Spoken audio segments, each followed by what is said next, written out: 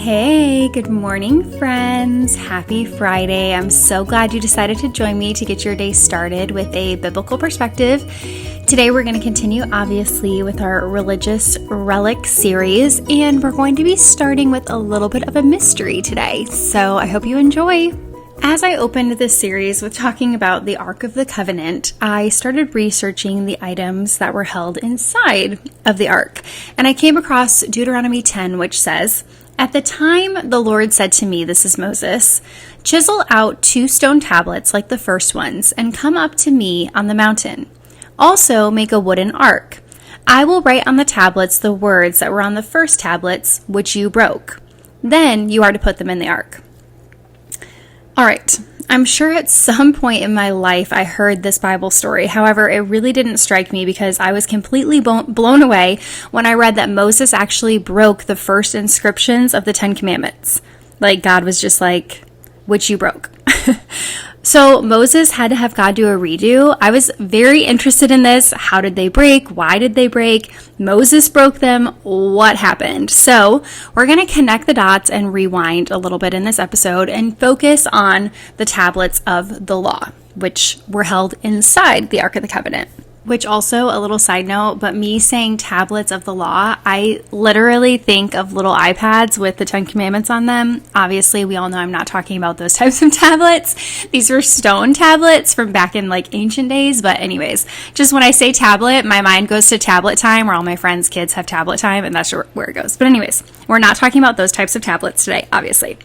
Okay, so going back to Exodus 24, "Then the Lord said to Moses, 'Come up to me on the mountain and stay here, and I will give you the tablets of stone with the law and the commandments I have written for their instruction.' When Moses went up on the mountain, the cloud covered it, and the glory of the Lord settled on Mount Sinai. For 6 days the cloud covered the mountain, and on the 7th day the Lord called to Moses from within the cloud. To the Israelites the glory of the Lord looked like a consuming fire on top of the mountain. Then Moses entered the cloud as he went up on the mountain, and he stayed on the mountain for 40 days and 40 nights. Talk about setting a stage. After this incredible encounter with God, Moses goes down the mountain with the 2 tablets of the covenant of the law in his hands. They were inscribed on both sides, front and back. The tablets were the work of God. The writing was the writing of God engraved on the tablets. Not only sacred, but also holy, literally containing the writing of God. So you, like me, are probably wondering, how and why did Moses break these relics? Well, when Moses was up on the mountain with God, the Israelites were a little bit frustrated that he was taking so long. And honestly, in all fairness, 40 days and 40 nights is a long time to be waiting for your leader. So they went to Aaron, Moses' brother, and asked him to make a god for them to worship, because they said, basically, we don't know what happened to Moses. And they did see a great pillar of consuming fire on the mountain, and it had been a while, so I don't know, maybe they thought Moses was a goner. So they decided to melt down all the gold they had, and they made a calf to worship. And they said, "These are your gods, Israel, who brought you out of Egypt." They held a festival for the calf. They offered sacrifices, burnt offerings, and presented fellowship offerings. And after this, they decided to sit down, eat and drink, and have somewhat of a little dinner party together of indulgence.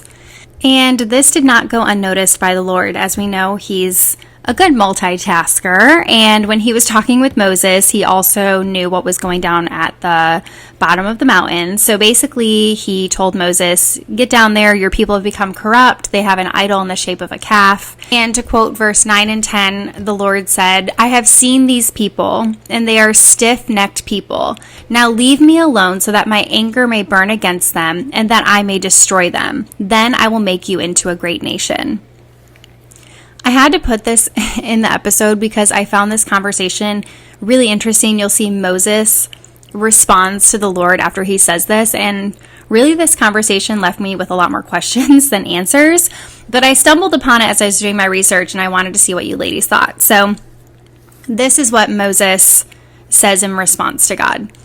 He says, "But Moses sought the favor of the Lord his God. 'Lord,' he said, 'why should your anger burn against your people, whom you have brought out of Egypt with great power and a mighty hand? Why should the Egyptians say it was with evil intent that he brought them out, to kill them in the mountain and to wipe them off the face of the earth?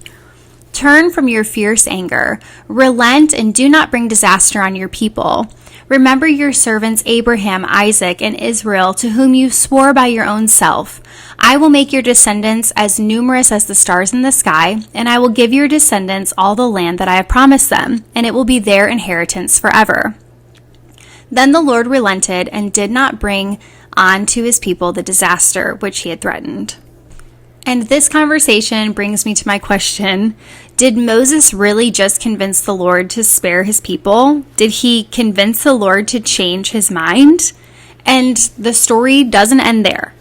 So Moses ends up traveling down the mountain and sees all the shenanigans going on with the people. And the scripture says Moses saw the people were running wild and that Aaron had let them get out of control. And so they became the laughing stock to their enemies. And Moses' anger burned. And I think this is a strong argument for when there can be a righteous anger. And then we have the answer to our question. After seeing all of this, Moses throws the tablets out of his hands, breaking them into pieces at the foot of the mountain. The original commandments broke because Moses was filled with rage, seeing the disillusion and betrayal of God among his people. And the story continues. Moses took the calf the people had made and burned it in a fire. Then he ground it into powder, scattered it on the water, and made the Israelites drink it. He said to Aaron, "What did these people do to you that you led them into such great sin?" "Do not be angry, my lord," Aaron said. "You know how prone these people are to evil. They said to me, 'Make us gods who will go before us.' As for this fellow Moses who brought us up out of Egypt, we do not know what has happened to him."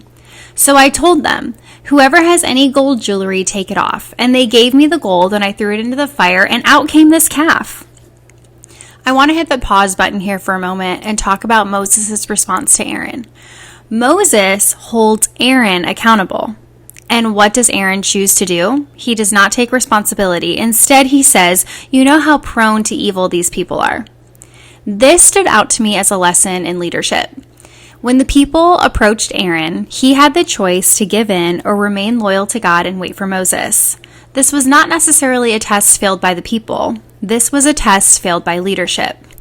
Aaron didn't even try to convince them otherwise. He gave in, passive, not willing to stand for truth. And as a result, an entire nation was in disarray and consumed with idol worship. This is a good reminder that we are all responsible for the leadership in our own lives. We are all responsible for the choices we make, how we spend our time, what we allow to consume us and control us.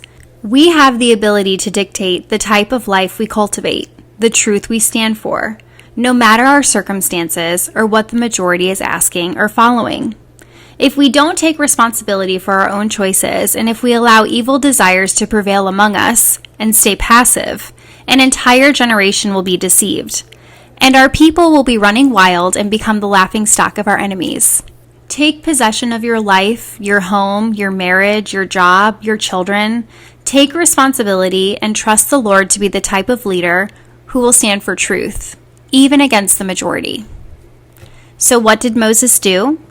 He stood at the entrance to the camp and said, "Whoever is for the Lord, come to me." And all the Levites rallied to him. Then he said to them, "This is what the Lord, the God of Israel, says. Each man strapped a sword to his side. Go back and forth through the camp from one end to the other, each killing his brother and friend and neighbor." The Levites did as Moses commanded, and in that day about 3,000 people died. And in going back to Moses' conversation with God, did God change his mind because of what Moses asked? When Moses came down from the mountain and saw his people and their rebellion, he was angry, and his plan of justice resulted in death, just as God was going to do. Maybe when hearing Moses' reaction to his plan, God decided that Moses needed to see the behavior and betrayal with his own eyes. I'm not sure why God allowed this to happen. Like I said, this left me with more questions than answers, but I definitely thought it was an interesting point in the story and worth noting. One thing that really stood out to me is the way God dealt with Moses in such a personalized way in these moments. God definitely could have just wiped out the people while Moses was up on the mountain, but he, for whatever reason, listened and gave Moses the opportunity to see what was going on with his own eyes. Again, I don't know why, but I just think it was really important to note that God dealt with Moses in a really personalized way through this situation, which I thought was something worth talking about and noting. Now, ending this story, after the reckoning and everything had taken place, Moses goes before God and asks him to forgive the sins of the people. He says, "Oh, what a great sin these people have committed. They have made themselves gods of gold. But now please forgive their sin. But if not, then blot me out of the book you have written." Also, another little side note here, I think this is an interesting contrast from Aaron's leadership versus Moses' leadership, where Moses takes full responsibility for his people and says he'll also blot him out of the book if he's going to blot the people out of the book because he's the leader, he's taking responsibility, in contrast to Aaron, who just kind of blamed the people. So the Lord replies to Moses. He says, "Whoever has sinned against me, I will blot out of my book. Now go, lead the people to the place I have spoken of, and my angel will go out before you. However, when the time comes for me to punish, I will punish them for their sin." And the Lord struck the people with a plague because of what they did with the calf Aaron had made. Well, we took a little detour from the ark, but I guess it's also important to know the history of the items inside the ark where God dwelled, right? So next episode, we are going to talk about the new tablets. These were the originals, which we're leaving on a cliffhanger. They don't have the new ones yet, but we will talk about those in the next episode, how they came about, how God dwelled with the Israelites. It's actually really interesting, and I hope that you stuck with me through this, and you're going to want some caffeine before the next episode because it's a lot of information too. All right. As always, let's get practical with a few points to reflect on today. The Israelites were impatient when waiting for Moses to come back from meeting with God. Waiting caused them to put their faith in what was in front of them, thus creating an idol, which did not deliver them. However, they still chose to give the idol credit for their rescue. Friends, what are you waiting on God to deliver in your own life? There's always something. A want, a need, a break, restoration. Have you been waiting so long that you've replaced your waiting with an idol that brings numbness, or the idol of consumption, or the idol of self-pity? Has waiting caused you to be lost in complacency? And I know, waiting is not easy, and giving ourselves to mindless things that makes the reminder that we are waiting for something that we don't have and maybe won't ever have can lessen the stress or at least distract us. But waiting can give us the freedom to get our priorities straight.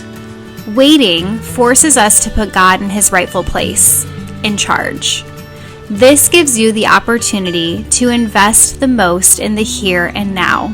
Right in the midst of waiting, you can enjoy your life, grow in the Lord, be thankful in the small things he provides, make long-lasting friendships and memories that will last a lifetime. Leave God in his rightful place, in charge of the future. And when we stop trying to control, we can find purpose and perhaps even enjoyment and happiness in the waiting.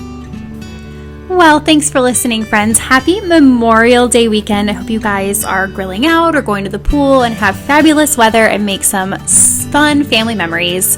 My next episode of my Meet My Friends series will be out soon, so stay tuned for that. Also, if you haven't subscribed, make sure you do. I'm also on YouTube and Rumble, which I totally forgot about, so I'm trying to re-upload some stuff, so you can follow me there as well if you'd want to. But yeah, thanks for listening, and I'll talk to you soon.